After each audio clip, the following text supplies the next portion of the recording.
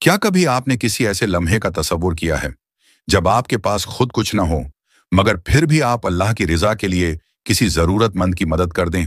आज मैं आपको एक ऐसा वाकया सुनाने जा रहा हूं जो सिर्फ एक कहानी नहीं बल्कि सखावत, ऐसार और रूहानी अजमत का वो रोशन चिराग है जो सदियों से दिलों को मुनव्वर करता आ रहा है। ये है हजरत बीबी फातिमा और फकीर का ईमान इफरूज वाकया। हजरत बीबी फातिमा रहमत आलम की नूर नज़र, सैयदा निसाइल आलमीन, जिनके किरदार की खुशबू आज भी ईमान वालों के दिलों को महका रही है। उनकी जिंदगी सादगी, आजिज़ी और मालिक के हुजूर कामिल सपरदगी का ऐसा नमूना थी जो रहती दुनिया तक मिसाल रहेगा।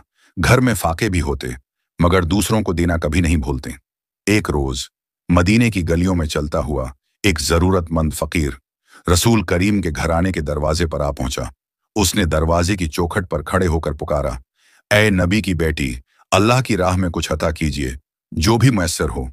घर में उस वक्त खाने पीने का तो सवाल ही नहीं, यहां तक कि कपड़े भी इंतहाई कलील थे। लेकिन बीबी फातिमा ने फकीर की आवाज सुनी और दिल ईमान से भर गया। ए फकीर, हमारे घर में उस वक्त कुछ भी नहीं, मगर थोड़ा सा सब्र कीजिए, मैं देखती हूं कुछ मिल जाए तो। बीबी फातिमा ने निगाह दौड़ाई तो एक पुराना लिबास नजर आया जो आप खुद पहनने की हालत में भी न था, मगर अल्लाह की रिजा के लिए उन्होंने वो लिबास उठाया और फकीर के सामने लाकर रख दिया। ऐ नबी की बेटी, अल्लाह आपको जजाए खैर दे, आपने अपनी जरूरत पर मेरी जरूरत को तरजीह दी। फकीर दुआएं देता हुआ रुखसत हो गया, मगर इस लम्हे को देखकर फरिश्ते भी हैरान रह गए कि ये कैसे घराना है कि अपनी जरूरत के बावजूद दूसरों को तरजीह देता है।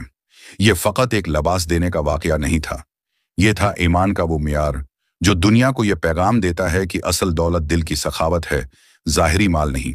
असल अजमत देने में है, न कि रखने में। बीबी फातिमा हमें ये दर्स देती हैं कि जब नीयत अल्लाह की रिजा हो तो थोड़ा भी बहुत बन जाता है, और जो अल्लाह की राह में देता है अल्लाह इसे अपनी रहमत से बेहद नवाज देता है। अगर ये वाकया आपके दिल पर असर कर गया है तो इस रोशनी को आगे बढ़ाएं, वीडियो को लाइक करें, शेयर करें और मजीद रूहानी वाकयात के लिए हमारे चैनल को सब्सक्राइब हज़नान जरूर करें। अल्लाह हम सबको सखावत, ईसार और मोहब्बत की तौफीक अता फरमाए। आमीन।